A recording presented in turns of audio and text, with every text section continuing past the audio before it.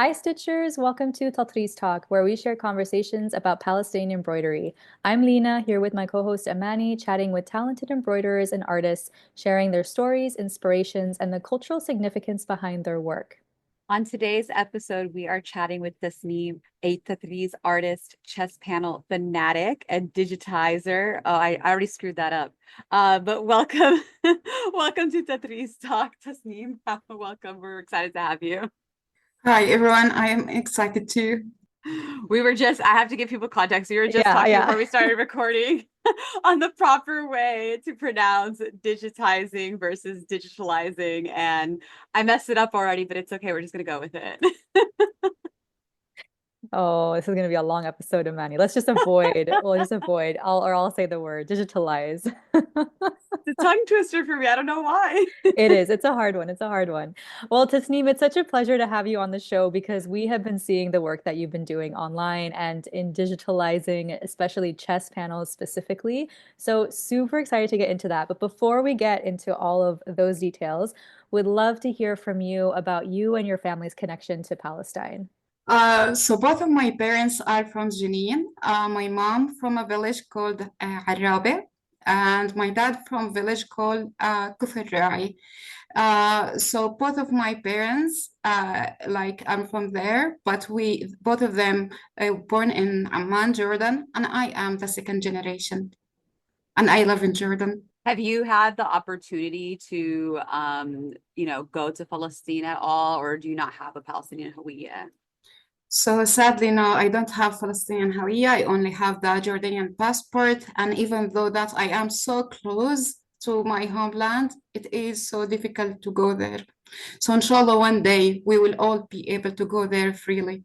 Inshallah. I know we've talked to other people, other Palestinians who've grown up in the diaspora in Jordan, but would love to hear from you a little bit about your experience. Obviously, as most Palestinian knows, Jordan is full of Palestinians. But what was your experience? Because you still live there as now. What was your experience growing up as a Palestinian in Jordan, and how did that shape your Palestinian identity? So as you mentioned, like mostly I live in Amman and 70% of people in Amman are Palestinian. So it is a normal conversation. The first thing when you get to know someone, ask you, where are you from? And like accordingly, you will say, oh, I am from that village. I am from Khalil. I am from there. And if it is an old lady, like she will tell you, oh, I know your aunt. I know someone that know you. And this is the way that how we get to know each other. And funny thing that now, because of Tatreez, I am starting to ask someone, where are you from? And according to that, I will tell them, oh, you have Tatreez. You don't have Tatreez. You have this. You have that. I So love that. this is how I became to know people now. I ask them which village you are from, and do you have Tatreez? And show me the top of your like mom or your grandmother. I absolutely love that. That's my new favorite thing. Lena, I'm going to implement that now. I love it. I love it. Well, I mean, speaking of Tatreez, Tasneem, how did you get into Tatreez? Where did that journey begin? So I always like hope that I will get to know Tatreez, but because I am from Jenin, usually people we as from Jenin we don't have Tatreez. Like we are not famous with it. We are from the few villages that do not have Tatreez. So it started. I watched a video, I think from Tatreez Circle, and about a lady who went to Amman and her husband grandmother gifted her this piece of Tatreez. And I remember I watched this over and over and I started to cry. It was a middle of the night because I was remembering my past grandmother and I was being so nostalgic about something I will never have. Like both of my grandmother do not know Tatreez. And this kind of feeling, I will never have a piece of Tatreez with me. And then think like I need to be hopeful about this. What about me creating this piece of Tatreez? What about me creating this piece of Tatreez and give it back to my future sons and daughter? And so the next day I called one of my friend, and she is from Gaza, and her mom used to do a lot of Tatreez. We went to downtown Amman, and I grabbed this tools, and I went. It was the next day, it was a Friday, and I spent whole Friday like learning Tatreez. And usually at that time, it was around December. It was the peak of what went on with Gaza genocide. I used to go to protest each Friday, and it was the first Friday that I did not went there. I wanted to learn Tatreez, and I was watching YouTube video and trying to learn it. And I remember the conversation and between me and my friend, I said, "Oh my God, this is so difficult. This is so complicated. This is so slow." And I remember my friend like cheer me up, like continue, continue. And because what's going on with the current genocide, I continue to do the Tatreez until it become an obsession. So this is overall the whole story behind it. I love that. And so, okay, you said you started by watching YouTube videos, right? Mm-mm. That's also how I started learning before I jumped into classes. Did your friend's mom or did anyone kind of in your circle jump in and start teaching you in person, or how did you kind of develop your Tatreez journey? So I think when I started the first 2 months of Tatreez, I did not have anyone surrounding me doing Tatreez, but my mom tried to go to her friend. And now, like the thing with Tatreez, it's built my connection not only with people all over the world, but also with my mom and other cousin. Now my WhatsApp conversation with my mom full of photo of Tatreez. Anytime she will go to visit anyone, she will photograph all of these kind of things. So she will tell me, "Oh, see this piece, see this piece." And she has a Syrian friend who learned how to do Tatreez. She take me there so I can learn more about Tatreez. And also my auntie, like she has also a lady that lives in Al-Baqa camp, and I went there and she taught me a lot because I want to make a dress that represent like has a chest panel and has a Tatreez. So it was so amazing that even though that you will spend so much time learning Tatreez through YouTube videos, there are other level of skills and experience that come from interacting with people who done Tatreez for so many years. Like for a simple kind of thing, when you use the Canva, a wasted Canva, and there are a lot of thread, usually I would throw them. But that lady from the Baqa, she told me we don't throw them. We use them to fasten the new fasten like wasted Canva. So they do not throw anything. They use the thing within and available. So it was so interesting that before I thought that I will not have that strong connection with people who are like the elder generation, but now I have that kind of strong connection. And now because of Tatreez and Instagram, a lot of a lot of people I interact with are above 40 years old, and they are proud of what I do. And this is the new kind of thing. When I started Tatreez, I thought a lot of people from older generation are doing Tatreez.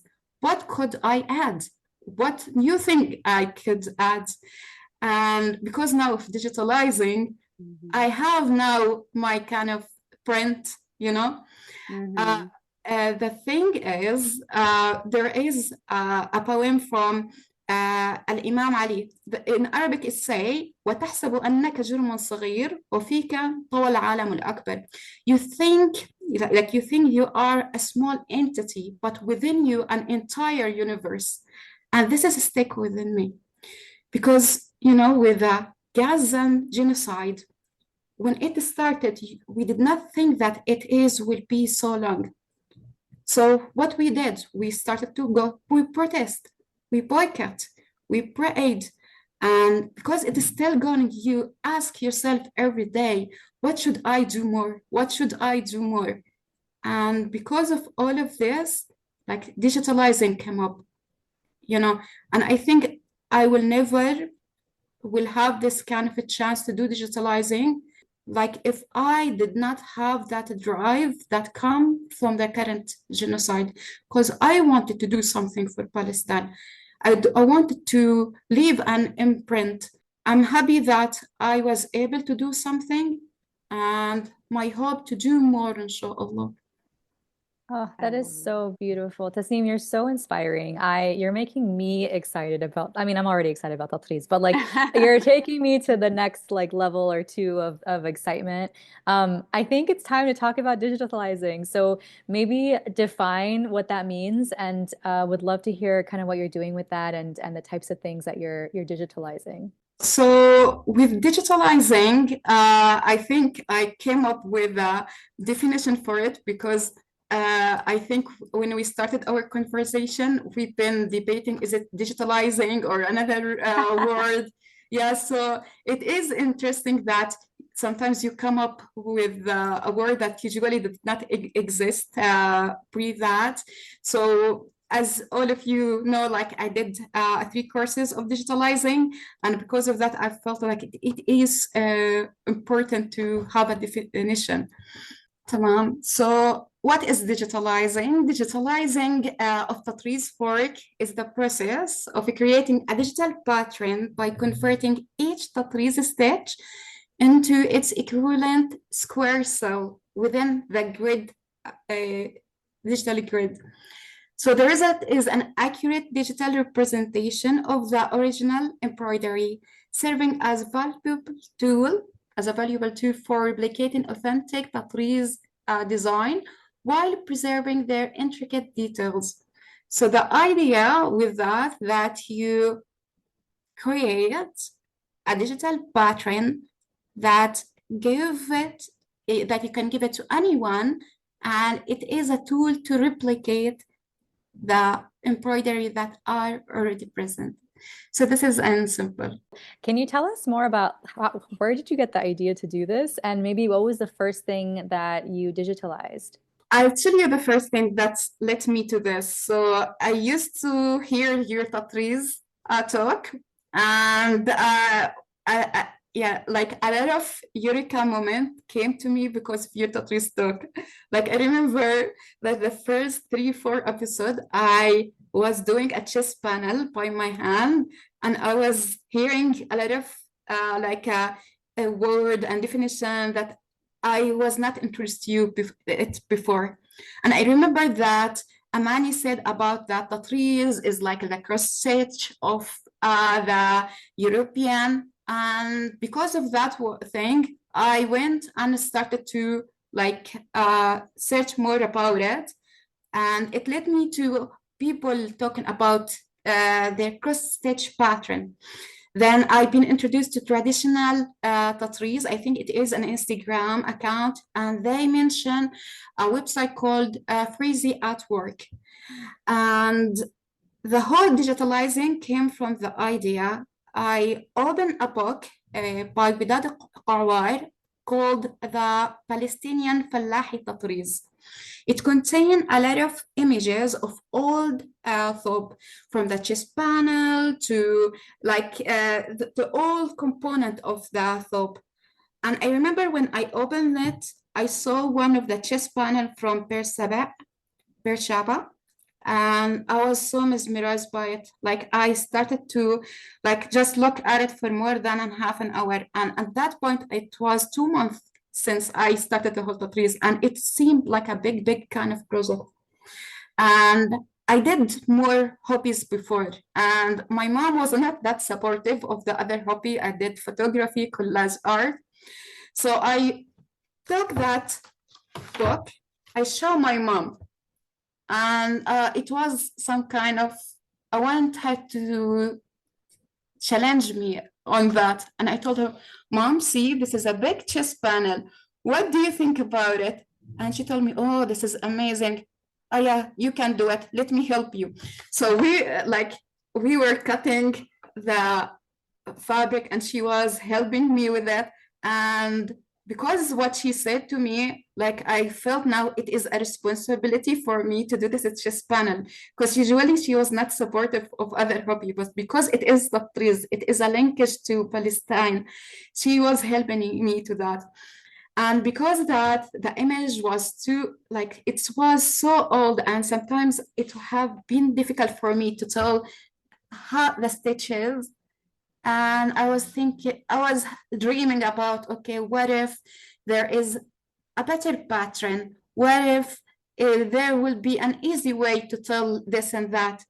And I did a lot of research and I did not found this as a pattern. There was an existing pattern of similar, of other chest panel, but I wanted this chest panel. And so I started to learn like dot by dot how to do it. The first idea in my mind was, this is an insanity. Like, why would I do that? This is, yeah, this is, I said, no, this is an insanity. I shouldn't do that. This is a lot of time spent on this, you know what I mean? And but I said, like, let me start with just the corner of the chest panel and let me see what will happen. So when I started with it, oh, I found it, oh, it is an easy thing if you do certain kind of trick and tips. And because of that, like I think a lot of people who attended my digitalizing course, they told me after they started doing it, they understand how addictive it is. That like with digitalizing, you go to similar process how you do Tatreez, but in a faster way. Also, it's a way where you prepare yourself for the technique itself. You know, usually I remember when I heard this from you, Amani, when you were talking about Tatreez, like as it is a technique, you have to figure out how you where to start and this type of thing. And it was similar to me when I started to do digitalizing. You need to figure out that symmetry line, how you can replicate this and that. And from that point, because I'm so addicted to do chest panel, and I wanted to do what is the next? What is the next? So I was thinking, okay, let me do more chest panel. And then because it's time consuming to do chest panel, and I wanted other people to do also chest panel. So I made 3 chest panel and I put them on Tarazine at that time. And I send them to all people who do that because it is another level of doing the chest panel. I know a lot of people told me like there are when you start and you do small motif, and there is the level when you do big chest panel and amount of proudness that come from doing that. And I think it is a whole journey. I remember when I started doing the first chest panel, I was thinking about the old Palestinian women, how creative they are, how creative they are, how interesting that they know about the color theory. Because 2 of my sisters, came from art. They are art students, so I was hearing about talking about the art color theory. They were talking about how making all of these small elements fit together. And it was so amazing for me that this culture of art, this culture of Tatreez was widespread. Like, imagine you are in a community full of artists, and a lot of people are competing between each other how to go to the next step with it. And I think that feeling was even more when I started doing the chest panel from Ramallah, because it consists of only 2 colors, a black and red. And I was thinking, oh my God, how amazing they are. So they only limited with 2 colors, and now they have to compete with the motif, how to level it up. So the motif, so I did the Shaba chest panel. It has multicolor. The motif were so simple compared when I went to the Ramallah chest panel.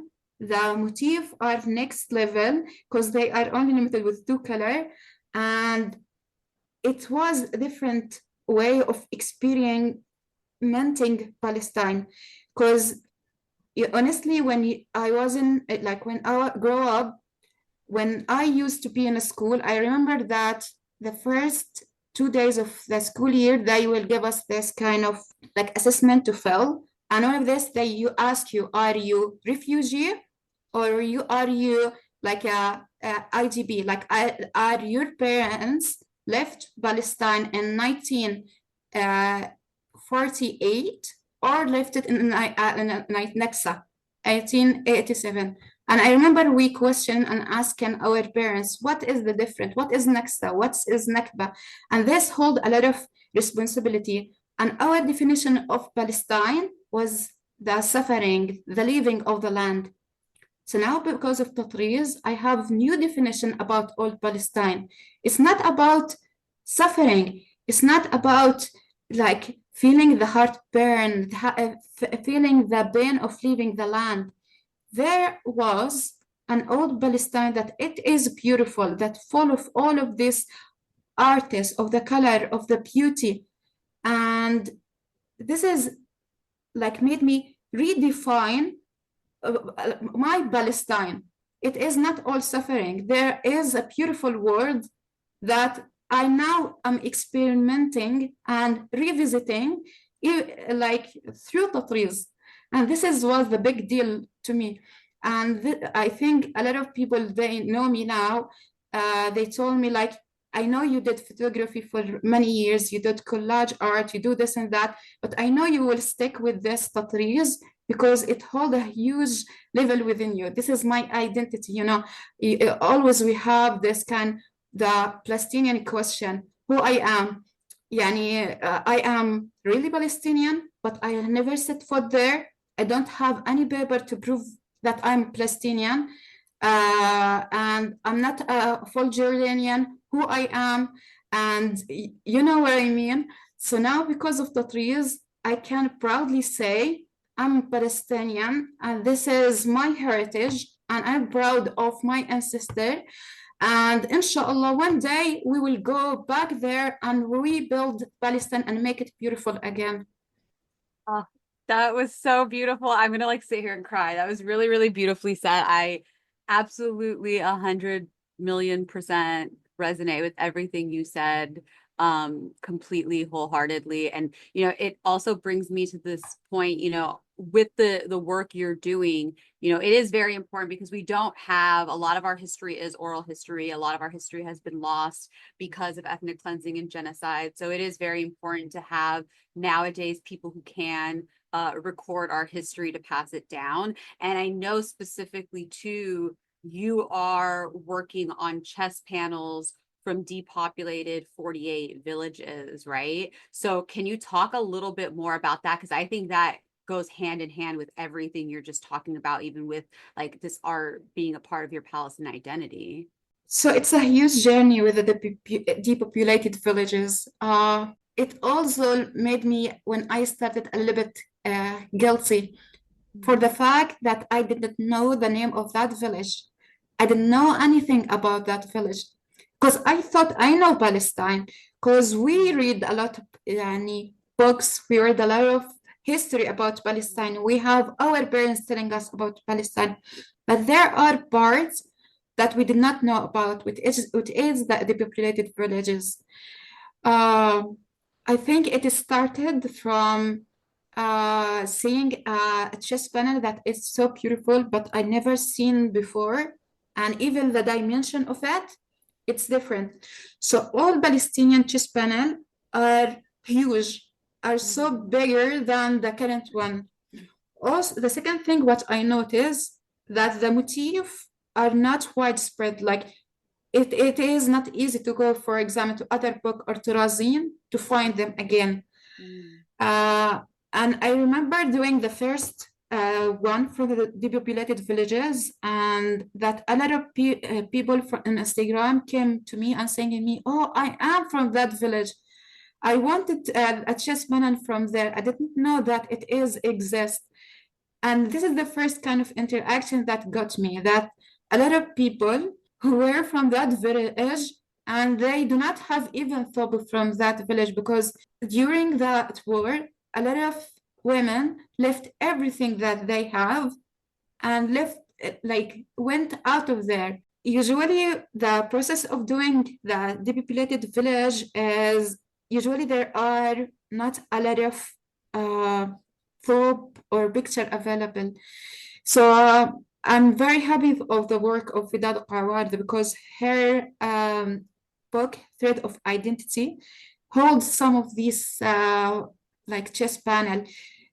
Sadly, they are so small, so sometimes I have to use a magnifying lens to look at them bit by bit. But it is like so interesting when I'm doing this type of thing. Or the second thing, when I remember last month, someone from a village, also from the depopulated village, she told me that she has her grandma chess panel from Jerusalem. There are a lot of villages in Jerusalem are depopulated, and honestly, it's a whole kind of journey when you look to that chess panel, try to analyze it, try to understand it, and bit by bit do the digitalizing. Because usually when you actually doing the Tatreez of chess panel, you have to define how to start. Is it from the middle, or I have to start from the course, the arc? And also, it honestly, I did one for Jerusalem, and I was so mesmerized by the fact, like, I will ask myself how they did that. This is so Yes. beautiful. This is so amazing. So if I wanted to show you, like, one of the things that I did is even in the thing is also the linkage between the depopulated villages with new thoughts after Nakba with the new villages. Because what I noticed, like, especially for example, Gaza, Khalil, a lot of people who left, women left there, went to, for example, Al Khalil and influenced the thought after the Nakba. And because a lot of debate will happen when I like post it, they call me, oh, this is look like someone that in Hebron. And they say, oh, I thought it is from Hebron. The origin is the Gaza one. And I think that the price after doing the digitalizing is seeing someone doing it and doing the Tatreez themselves. Like imagine the huge kind of connection, and that I did this work, someone far away from UK, from the US, did it. Like someone who never visited, for example, Taraz Center, and they were now able to do a chess panel from there. And a lot of people told me, now I'm making a dress from my daughter from like a Gaza chess panel. I tried to do this more before, I couldn't. Now I'm able to do it because I have the pattern to it. After doing these courses of digitalizing, like, it was so amazing, the fact that now new people are able to do that, because they told me, and I want to preserve my grandma or my mom's thought. So the idea with the digitalizing, that even the thought will be burned, even the thought will be disappear. We have a replica on it, and people all around the world, Palestinian all around the world, now have the key to redo it again and preserve it. And I think this is the idea that make me more attached to digitalizing, is the fact, like, wherever will happen, now the future generation will be able to do that. Like, I'm so passionate about digitalizing and Tatreez that even people at my work started to dream about and talk about it and give me idea. I love that. So I took the book of Thread of Identity, and they say, oh my God, this picture goes back 100 years. Imagine, Tasneem, that your work after 100 years from now, someone in the future will be able to do this kind and replicate it. So for me, this is a reward in it itself. I want to be remembered. I want Palestine to be remembered. I want all of these things to be preserved. So it's a huge reward for me to do digitalizing. Even sometimes when you start with it, it's really time consuming, but the reward, it's more. That is Yeah. so powerful. Also, by the way, I know several people who are doing your Tatreez patterns, the chess pieces in the US. So Yeah.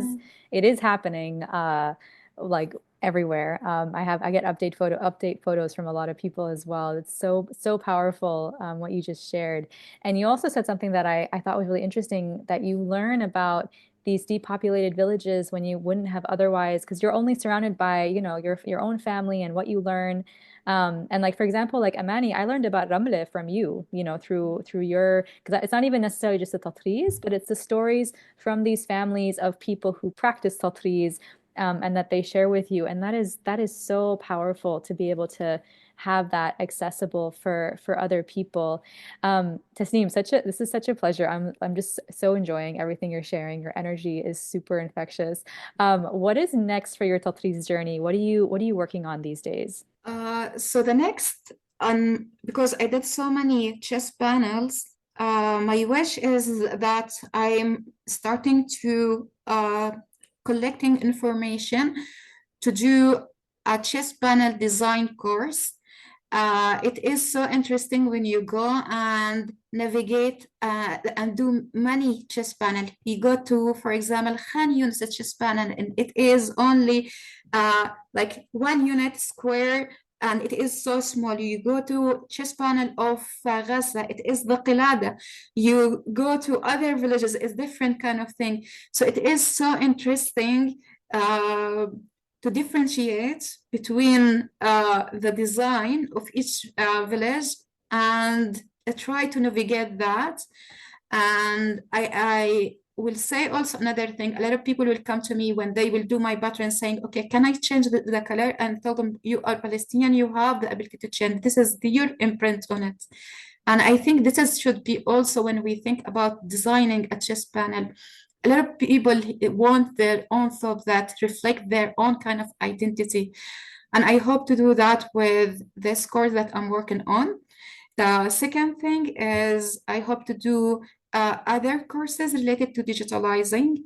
The third thing, I want to digitalize more patterns, especially from the depopulated villages.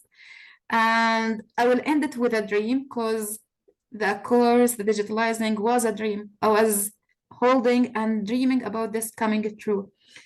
Uh, what I wish to do, and it is like a huge kind of a dream that I hope to.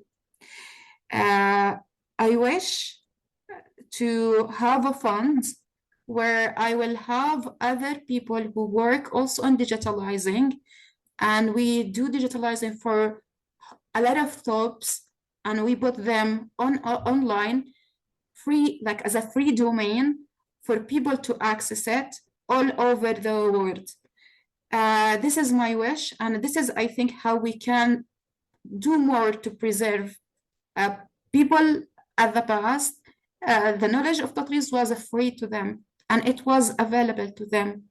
So, inshallah, this is what I hope to have a free platform that contain all of these patterns, and inshallah maybe making an NGO that really concerned about this and making all of this available to all people so it can be easy for them to replicate and access to do tatreez, to do their thobe and to replicate. Because this is why was my struggle when I started. I didn't. When you start, you don't want to invest more, but when you خلاص committed, you invest more in money, etc. So I was thinking, I wanted to make things free so people have more the courage to invest and learn, and I want to encourage more people and more Palestinian to do more chess panel. Yeah, I hear that. I love that. And I know, okay, so we already said like it's extremely important to have the ability to digitize this and have our history recorded. Also, you do classes. We know if anyone's interested, they can join one of your classes. But also just curious if there are any tips and tricks that you could recommend for people who want to, maybe they have one of their grandmother's thobes at home and they want to digitize. How would you recommend they get started? So I always will tell them, when you want to start to do that, you start by it, like I will tell them a free way to do that. Go to Turazin and explore the motif from the villages of that thobe. And after you scan it, you go back to the thobe and try to match between these type of thing. Like I remember I heard a documentary from, I think, Palestinian museum saying that some of these ladies that have huge experience with thobe, that she took the thobe from Beit Dajan and she spent half an hour just staring at it. And this is a huge skill. So that you stare at this chess panel and you try to recognize the motif from that village and you match between them. Then bit by bit, and what I teach people in my courses is how to do the important of this motif from Turazin in a one step, and then bit by bit through learning how to do the digitalizing, it will be easier for you to copy and paste. And because the Palestinian thobe or even the motif, it's built on symmetry. So with my course, I give them easy tip to do the digitalizing and to save their time doing that. So I tell them, when you look to the thobe, don't be scared. You are not required to do each square. You are required to find, I told them, the unique pattern, the unique motif, or the replicated motif. And by recognizing this motif, you will understand later on how to do the digitalizing. Amazing, amazing. This is so helpful. And I'm sure there's someone listening who is looking to do this. So I'm very excited to see all the different designs that become digitalized, through this as well. Tasneem, you've already shared so much, but is there one or a couple of major life lessons that you've learned from Tatreez? I will start with saying patience. I think a lot of close people within my family, they told me like never in a million times that I will think that you will do Tatreez, because I am impatient. I don't have the patience to do that. And when we taught to do cross stitch at school, I remember that I did not complete it. So first, patience. Second thing is to appreciate Palestine, to see the beauty in Palestine. The third thing, and most important, usually other people like Palestine have, because what happened to it, it has a dark side and it has a very beautiful side. I would say with Tatreez, it's a big lesson in how to do something for Palestine without being burnout. It's okay to enjoy the good parts of Palestine, because usually they will tell you, like when genocide happened, you have to only indulge on what is going with the genocide. There is no space for you to feel the happiness.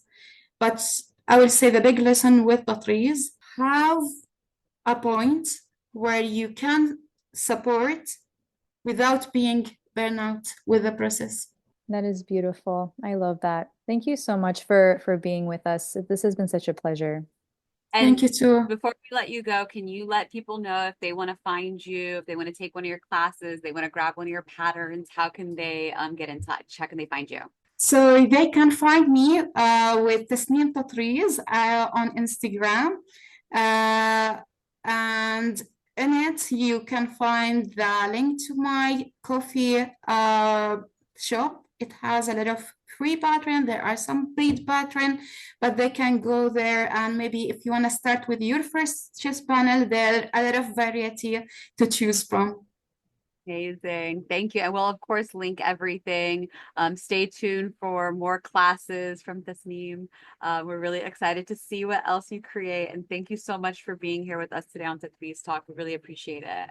Thank you too. Thank you too. I'm very happy to be with you today. It's a big thing. I used to dream about it. Like Oh, Amy, stop. You're so like, sweet. You're so sweet. thank you so much. Thank you.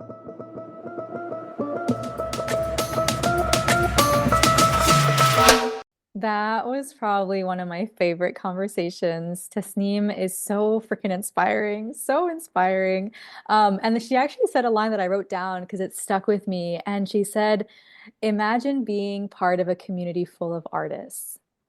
I that is such a solid, solid line that it Yeah. just, wow. Yeah, I know.